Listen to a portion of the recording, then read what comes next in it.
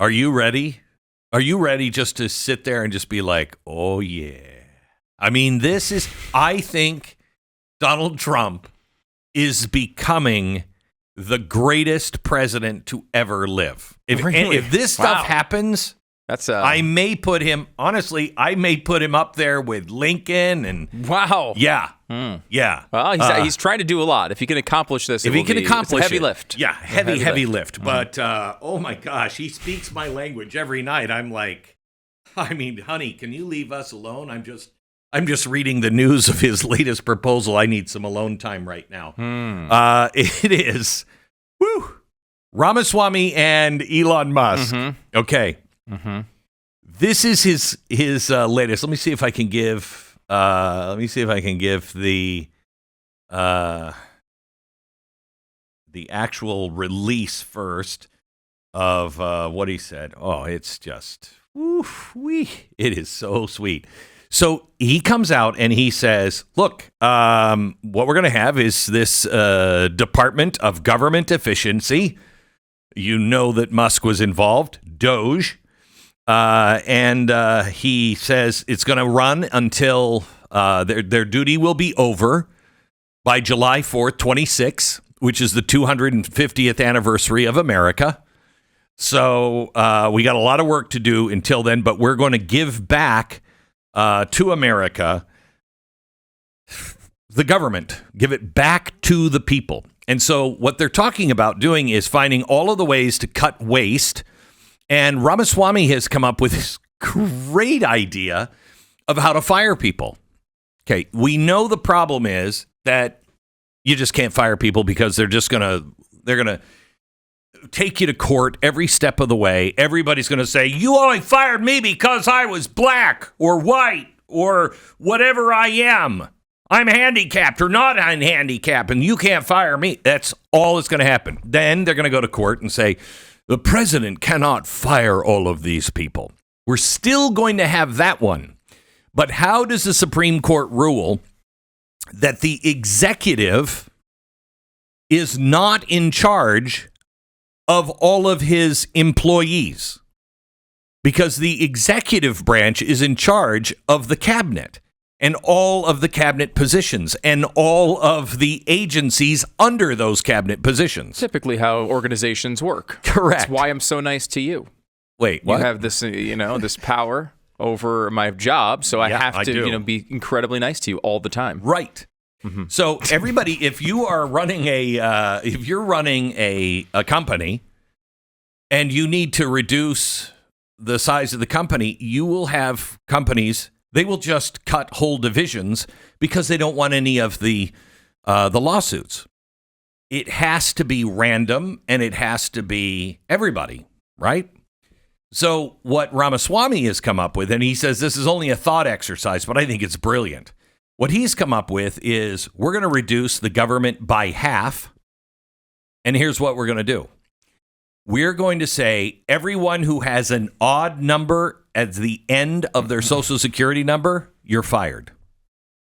So now it's just random. Now, this is not the people that are elected, okay? So if you're elected into that office, right, you're not fired. Mm-hmm. But everybody else, because we're reducing the size of the government by half.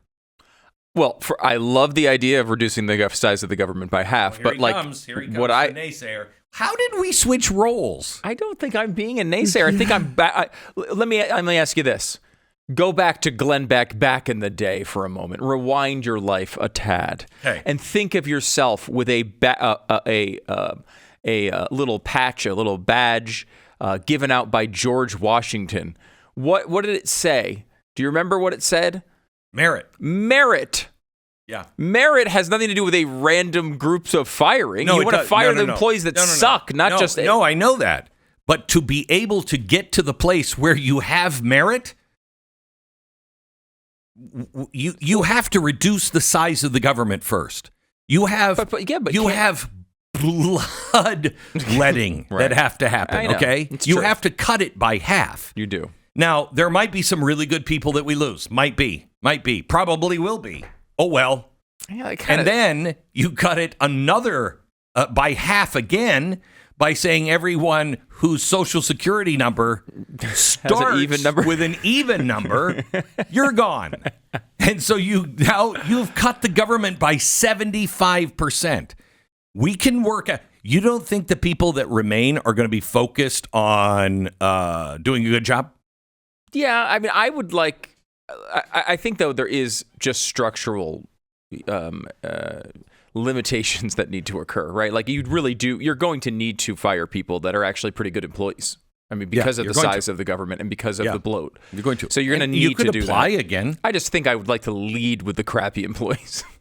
So would I. But I want to. We have to. I mean, remember, this is exactly what Calvin Coolidge did. He cut the federal workforce by half. Mm-hmm. And then he cut taxes by half. And when he did that, we got the Roaring 20s. Can you imagine? Because he's also wanting to cut the federal regulations. Anything that hasn't passed by Congress. So all of these, the administrator will decide. All of those rules and regulations, gone. Gone.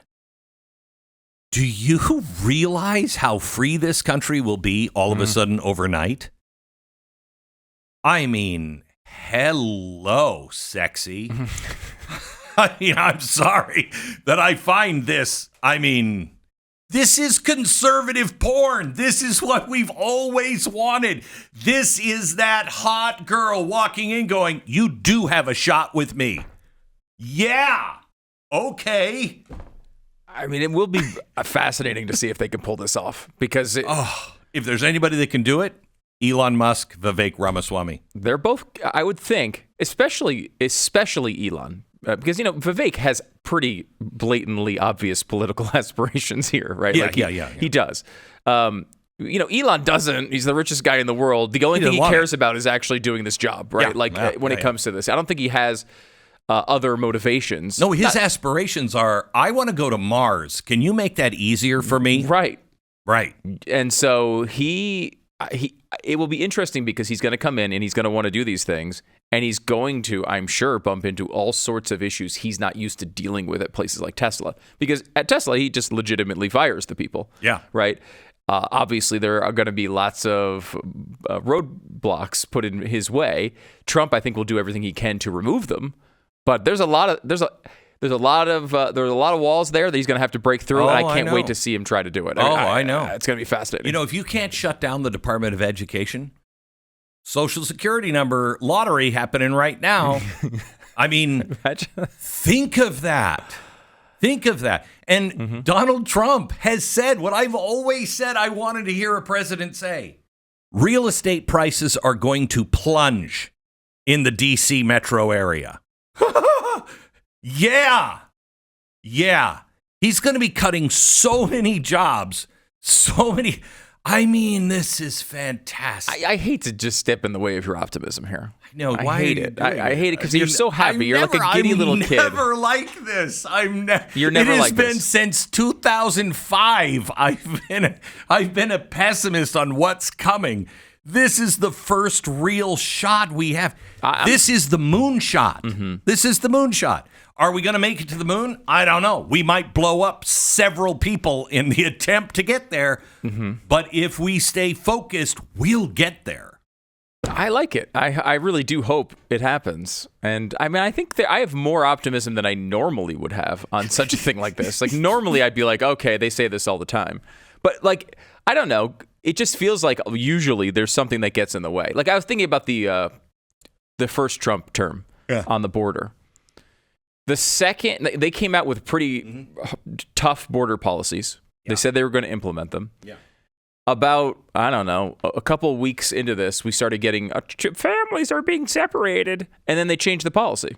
This is Trump. It was in the Trump era. This is not like some other, Mitch McConnell and this, mysterious Mitch McConnell presidency.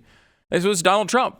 And they backed off of it because of all the pressure. Do you think maybe because it's his second term, he's just like, screw this, I'm not dealing with that anymore? Oh, I think because he was in the first term, he didn't know what he didn't know. He didn't know who to trust.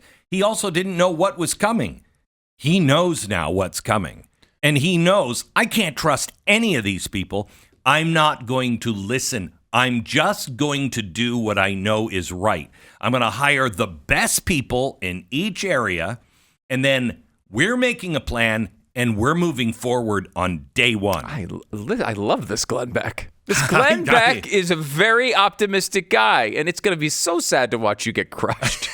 It is going to be. Look, I know there's going to be. I'm sure there's going to be massive pushback. This is not going to be easy. No, but we at least have a guy who, look.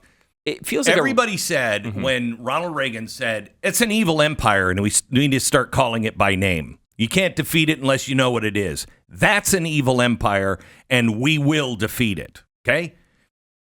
I, for one, at the time was like, okay, that's scary, but I love that.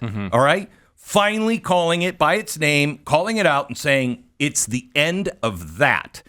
Everybody fought against that. Even in his own administration, they were saying, don't say that anymore. Don't say that anymore. And he was just, not, I'm going to say it. It's because of that we defeated communism the first time. Okay? Because he just wouldn't stop. What do you think is going to stop Donald Trump? What do you think will stop Donald Trump at this time?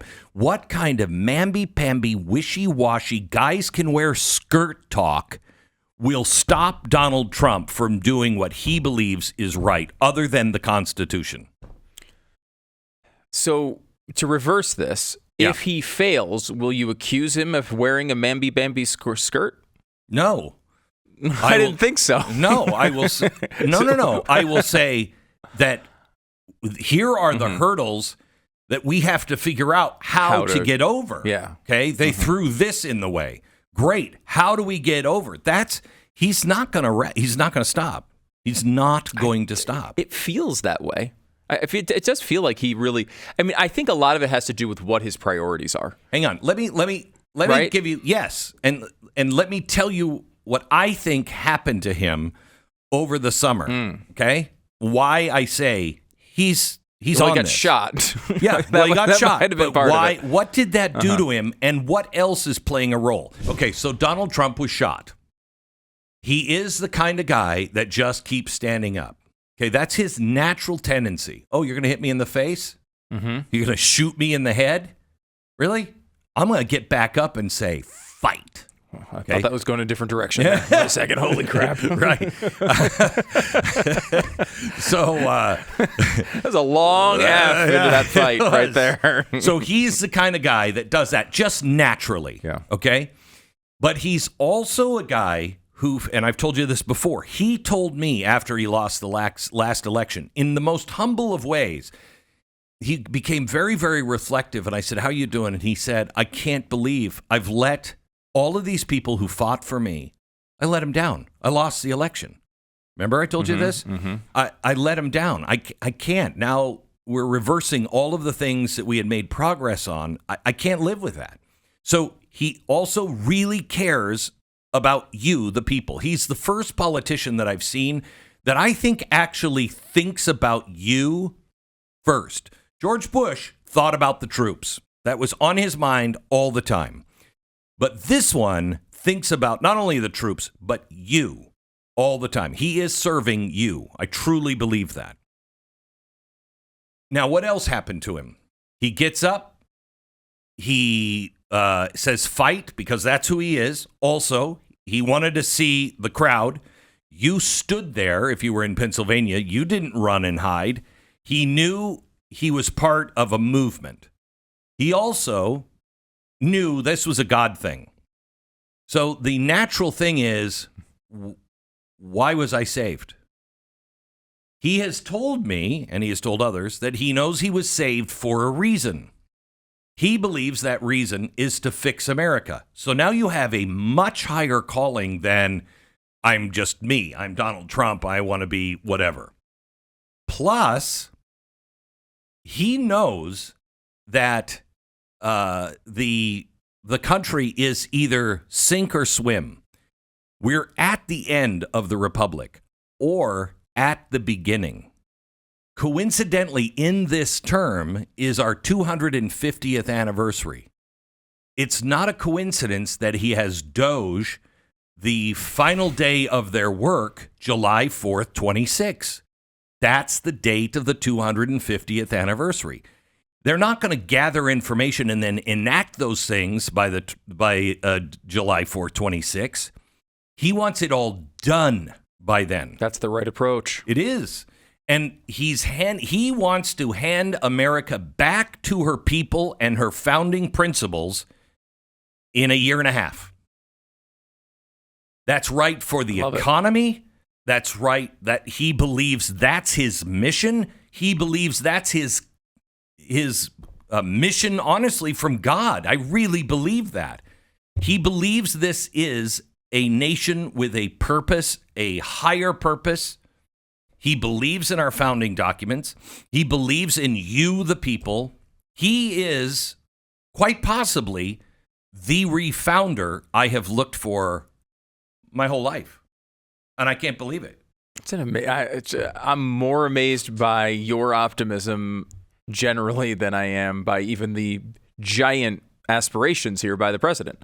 But I'm excited about it. I think it's a great. First of all, it's nice to have a little hope, right? Like I haven't had hope since 2008. Yeah, it's nice. Yeah, it's really nice. It's a good feeling, and I think, like, I am super optimistic. I think on my scale as to what someone like Elon Musk can accomplish if given the sort of room he needs to operate. Right. It's going to be, look, all that's going to be tough. And look, when you talk about the budget and stuff, a lot of that stuff comes out of these programs, like Medicare, that I don't know that is necessarily going to be the focus of this. Do you know? I mean, is it going to be more like looking around these generalized programs? Or are they going to be, they're not diving into Medicare because you can't do that without legislation. No, he's not doing that. Mm-hmm. He's not doing that. He's not looking at anything that Congress needs to do first. Right. He wants to cut the size of the federal government and regulation, which will give you control of your life back. I feel like that's, too, why he's not too worried about taking people out of the House for these appointments. Because I think he knows he's got a few months where he's going to be doing executive order type stuff, executive management, before he's looking necessarily at that first bill.